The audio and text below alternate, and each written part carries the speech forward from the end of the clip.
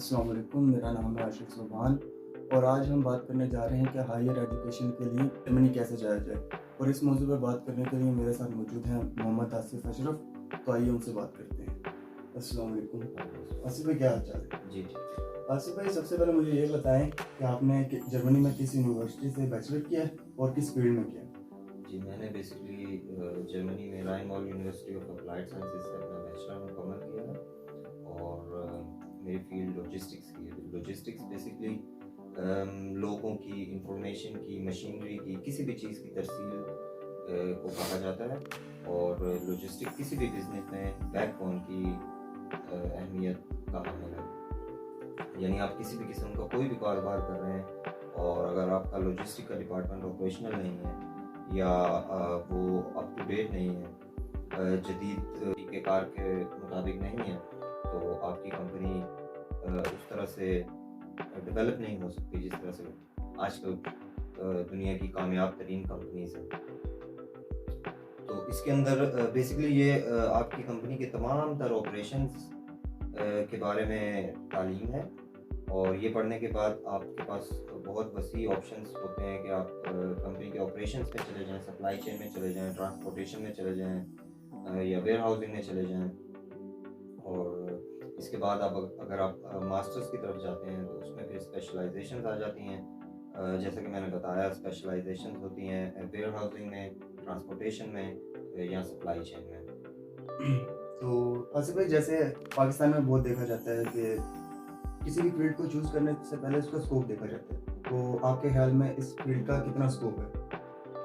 मैं ये कहूँगा कि इस फील्ड का स्कोप पाकिस्तान में तो इतना नहीं है, लेकिन अगर आप यूरोप की तरफ जाएँ, तो वहाँ पे इसका बहुत स्कोप है। जैसे कि मैंने बताया कि ये किसी भी कंपनी की बैकबोन का किरदार अदा करती है लॉजिस्टिक्स। तो इस वजह से इसका स्कोप ख़ास तौर पे यूरोप में, जहाँ पे between European countries, between European union trade बहुत ज़्यादा होती है।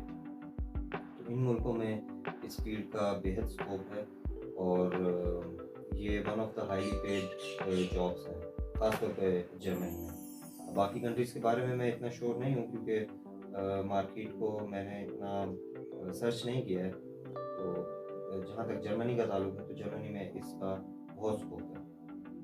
और आसिफ़ भाई, जैसे आजकल देखा जा रहा है कि पाकिस्तान में बाहर जाके पढ़ने का रुझान बहुत बढ़ रहा है। तो आपके ख़्याल में जर्मनी के कितने चांसेस होते हैं जाने के और उसकी सक्सेसफुली एप्लीकेशन अप्रूव होने के कितने चांसेस हैं और क्या-क्या रिक्वायरमेंट्स हैं? देखिए, मैं आपको बहुत ग्रास रूट लेवल से बताऊँगा कि जर्मनी का जो ओवरऑल एक्सपीरियंस है, मेरा लाइफ एक्सपीरियंस है, वो बहुत टफ रहा और ये तमाम स्टूडेंट्स के लिए ऐसा ही होता है क्योंकि जर्मनी के अंदर ब्यूरोक्रेसी बहुत ज़्यादा है। यानी आपको अगर एक छोटा-सा ठेला भी लगाना है, उसके लिए आपको इतने सिग्नेचर्स करने पड़ते हैं कि आप तंग आके बोलते हैं कि मैं ठेला लगा रहा हूँ या कि बहुत बड़ी कंपनी लगा रहा हूँ। तो इसी तरह से हर डिपार्टमेंट में सिर्फ कारोबार से ये रिलेट नहीं करता। आपको कुछ भी करना है, उसके लिए आपको दर्जनों सिग्नेचर्स करने पड़ते हैं। यानी कहने का मकसद ये है कि ब्यूरोक्रेसी बहुत ज़्यादा है जर्मनी में और इस वजह से इंसान को, ख़ास तौर पे स्टूडेंट्स को बहुत स्ट्रगल करना पड़ता है।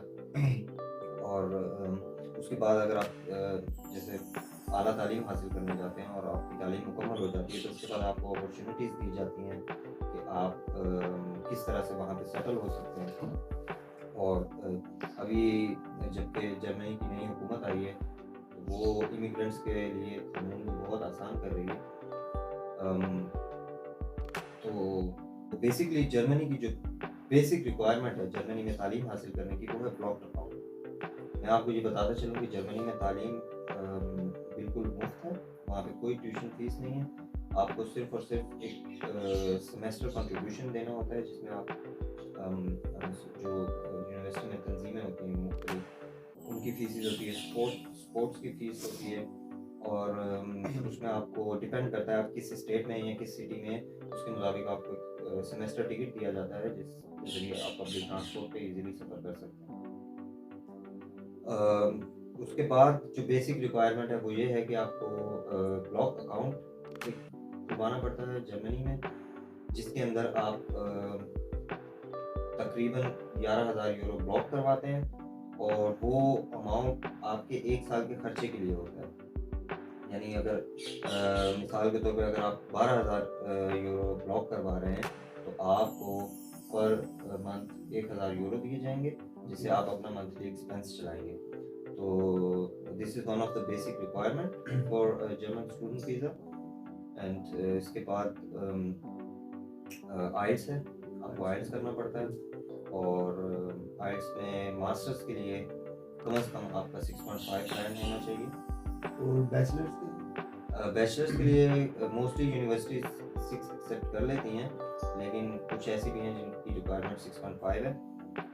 और इसके अलावा आपको एडमिशन अप्लाई करना है, जो कि आप किसी भी एजेंट के थ्रू करने की आपको बिल्कुल ज़रूरत नहीं है, जैसे कि दूसरे मुल्कों के लिए किया जाता है। ये सारा प्रोसेस आप खुद कर सकते हैं। और उसके बाद जब आप एडमिशन सिक्योर कर लेते हैं, आपका ब्लॉक अकाउंट खुल जाता है, तो द लास्ट थिंग इज़ कि आपको एम्बेसी जाकर अपना वीज़ा अप्लाई करना है। और इसमें मैं ये बताता चलूँ कि जिन लोगों का ताल्लुक पंजाब से और खैबर पख्तूनख्वा से है, उनको इस्लामाबाद एम्बेसी में अप्लाई करना पड़ता है, और जिनका ताल्लुक सिंध और बलूचिस्तान से, उनको कराची कौंसलेट में अप्लाई करना पड़ता है। और आजकल जर्मन एम्बेसी इस्लामाबाद में वीज़ा अपॉइंटमेंट्स का थोड़ा सा क्राइसिस चल रहा है, जिसकी वजह से कुछ लोगों का एडमिशन ज़ाया भी हो जाते हैं क्योंकि उनको अपॉइंटमेंट नहीं मिल पाती है। तो ओवरऑल जर्मनी का जो मैं कहूँगा कि जो प्रोसेस है क्वाइट ईजी है। और सबसे पहले मैं ये पूछना चाहूँगा कि जो ब्लॉक अकाउंट की अमाउंट है वो स्पेसिफिक $11,000 यूरो ही है या देखिए, इससे ज़्यादा भी हो सकती है? ये तो हर साल बढ़ ही रही है। जिस ज़माने में मैं गया था उस ज़माने में 8,000 थी, और अभी रिसेंटली एक जानने वाले ने अप्लाई किया है तो उसको 11,000 समथिंग जमा करवाने पड़े। तो बेसिकली इसकी कैलकुलेशन जर्मन गवर्नमेंट खुद करती है, और वो इन्फ्लेशन रेट के हिसाब से या महंगाई किस कदर बढ़ गई है मुल्क में, उस हिसाब से मंथली कैलकुलेट करते हैं और फिर उसको 12 से मल्टीप्लाई करते हैं, तो वो 1 साल का अमाउंट बन जाता है। तो आसिफ भाई ये बताएं कि सिर्फ आइल्स ही रिक्वायर्ड है या इसके लिए कोई जर्मनी की लैंग्वेज बैरियर भी आता है इसमें? देखें, जर्मनी में चूँकि जर्मन बोली जाती है और वो इंग्लिश को प्रेफर नहीं करते हैं, तो इस वजह से आपको वहाँ पे इंटीग्रेट करने के लिए जर्मन सोसाइटी में और वहाँ पे सर्वाइव करने के लिए, अपनी जगह बनाने के लिए जर्मन ज़ुबान का सीखना बहुत ज़रूरी है। जहाँ तक ताल्लुक है एडमिशन का, अगर आपकी पढ़ाई मुकम्मल तौर पर इंग्लिश में है तो आपकी किसी किस्म की कोई जर्मन रिक्वायरमेंट नहीं है। लेकिन मैं प्रोस्पेक्टिव स्टूडेंट्स को ये मशवरा दूँगा कि वो जर्मन लैंग्वेज ज़रूर करें। और जहाँ तक बैचलर्स का ताल्लुक है, जर्मनी में ज़्यादातर बैचलर्स जर्मन ज़ुबान में है, जिसके लिए आपको जर्मन लैंग्वेज लेवल बिल्कुल तक करना पड़ता है, और इनका एक एग्ज़ाम होता है जिसका नाम DSH एग्ज़ाम है, वो आपको करना पड़ता है। और इवन बैचलर में भी अगर आपका बैचलर मुकम्मल तौर पर इंग्लिश ज़ुबान में है, अंग्रेज़ी ज़ुबान में है, तो आपको जर्मन करने की कोई ज़रूरत नहीं है। और आसिफ भाई एट द एंड मैं आपसे ये पूछना चाहूँगा कि आपके ख्याल में जर्मनी एज अ स्टूडेंट जाना चाहिए या बैचलर्स के लिए जाना चाहिए, अगर एज अ स्टूडेंट जा रहे हैं या मास्टर के लिए जाना चाहिए? देखें, बैचलर्स में बेसिकली वहाँ पे बहुत ज़्यादा टाइम लग जाता है, जैसे कि आपको पता है पाकिस्तान में भी बैचलर्स 8 सेमेस्टर्स का मुश्किल है, वहाँ पे भी 7 से 8 सेमेस्टर्स का मुश्किल है।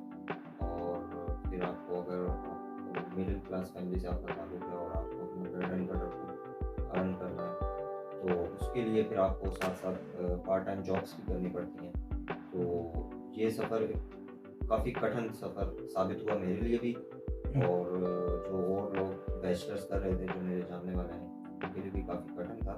लेकिन इट्स नॉट इम्पॉसिबल, किया जा सकता है, लेकिन अगर आप मास्टर्स के लिए जाते हैं तो वो बेहतर होगा। और आसिफ भाई एक और इनका प्रोग्राम है जर्मन का हाउस बिल्डिंग, तो उसके बारे में आप थोड़ी ऑडियंस को नॉलेज दे दें उसके बारे में।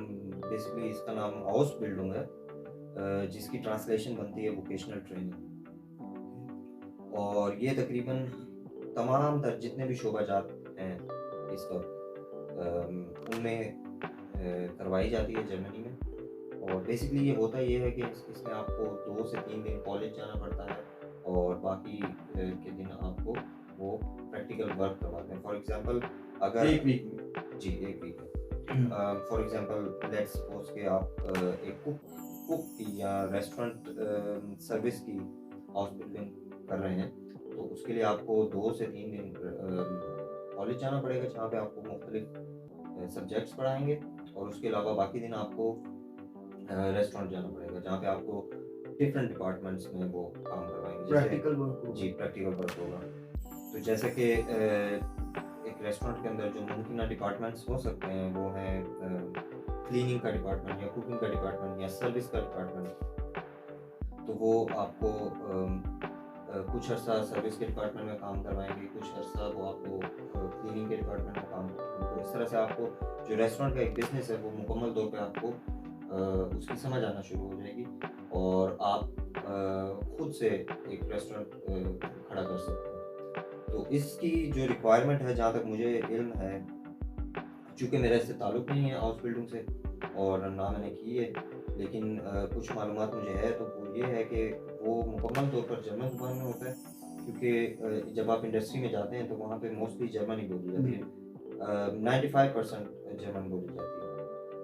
तो उसकी basic requirement German level B2 है आई थिंक, और उसके अलावा आपको उनके जॉब पोर्टल्स हैं जहाँ पे वो पोस्ट करते हैं हाउस बिल्डिंग के हवाले से, तो वहाँ पे आपको अप्लाई करना पड़ता है। और मैं कुछ लोगों को जानता हूँ जिन्होंने पाकिस्तान से डायरेक्टली अप्लाई किया, इंडिया से, वहाँ पे इंडियंस काफ़ी सारे हैं, तो उनके साथ भी ताल्लुक़ रहा है।